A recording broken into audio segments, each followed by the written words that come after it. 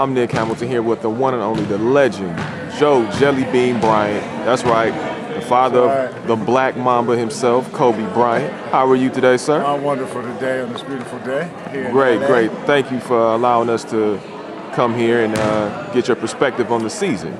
First things first, gotta ask you, what is it like to be back in Los Angeles and be back in the fold? Oh man, it's no place like LA. I mean, you can travel all around the world, man. There's no place like LA, and it's good to be back. It's been, I guess, about 5 years since I've been back with the Sparks. When I got the call from Penny, asked me, would you like to come back? I said, no brainer. You don't have to, have to ask me twice. Right. So I'm very happy to be back. What does it mean for you to coach, have the opportunity to coach such awesome players like Delisha Milton-Jones, Tina Thompson, Candace Parker, and the new rookie in Jantel Lavender? What does that mean to you? Well, I'll tell you what, I've known Tina and Delisha for years. After I left the Sparks, back in I guess about 2006, I used to see Delisha during the summer, working out at some gyms, and even Tina, and we used to talk about, hey, Joe, man, we need to coach Jelly, we need to get you back, we need you to work with me, you need to do that. So it's just an honor being back. And if you haven't seen Candace Parker, for the fans, she's really a special player. She's special. She scores with ease. She does things that are easy. And Jantel, our draft pick, I wouldn't use the term, I don't know if you should use it, to a woman, but she's a beast. She's a beast. She's powerful around that basket. She runs the floor well. She finishes well. So, we're very excited about having her. And then, we have some point guards that's pretty good. Tolliver, she can play, man. She has a little spring in her, so we're excited about it.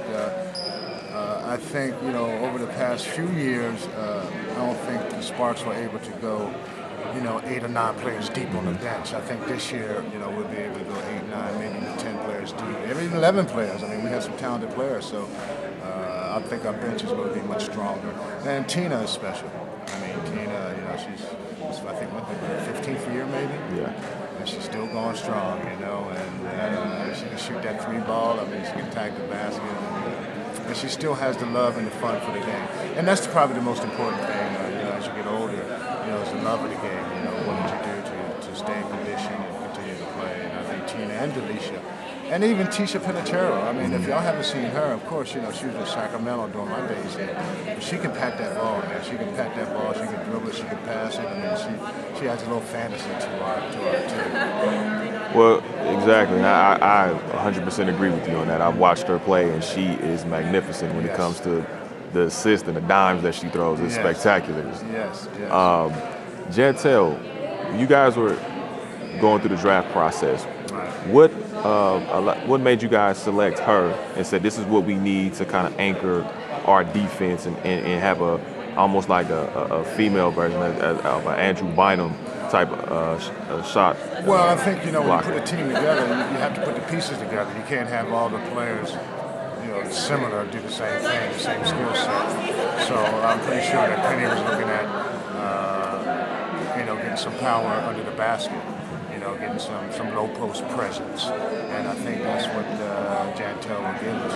And also, we have another young lady in camp named Courtney Paris. I think this is her 3rd year into the league. Her father was a famous football player, Bubba Paris. Wow. Okay. From San Francisco 49ers back in the day. So we're happy to have her because also, in college, she's a double-double. I think she might have averaged 20-10 for her career, in university. So I'm looking forward personally to working with her because it's her 3rd year, and I like to see her to get those numbers too. So when you got 2, bookends, that's what Jen and I are going to talk about. And, when you got 2 power bookends, and I don't know how old or how some of your listeners are, but back in the day, a team with Philadelphia 76ers and I think it was Washington Wizards had 2 power players with Rick Mahorn and Jeff Ruling. They were like big old power bookends. Yeah, So, I remember Rick Mahorn. Yeah. So we're looking forward to it, and the women are working well in camp. We started, Sunday, the 15th of April, and the women have been working very hard. So I'm looking forward to the start of the season. So let me ask you this: how does Joe Jellybean Bryant get ready for a game? What is the pregame preparation process? Well, I'm not going to have that much pressure. It's going to be on the head coach. I'm just going to give suggestions. Right. But I think sometimes it really depends on your plan. What we try to do is, my job is going to try to prepare the scouting report, for the head coach, so we can present it to the ladies. Each game is a little different. But for me, sometimes you try to play the game in your head before the game starts. You kind of see the situations, the matchups, the rotations, those kind of things. So you really try to, play the game in your head prior to it. Now, you having a 5-time champion son in Kobe Bryant, obviously you've instilled upon him so much as far as this as a person and as the game is concerned. What principles do you take from raising him into you incorporating with these young ladies on the floor and how to better themselves in the game and as people as well? Well, I think you have to have confidence. You have confidence in yourself. You still have to believe in your dreams. You have to have a little swagger. I should tell Cole, you have to be confident and cocky, but not disrespectful. So that's, you have to learn to balance that line. But as an athlete, you have to have that little swagger. If not, you're not going to be a great player. You're just going to be a normal person that just goes through and collects the check. But the checks are good no matter how you go. The checks are good. But also you want to be special players. So, you have to have those qualities, cockiness, confidence, and not be disrespectful.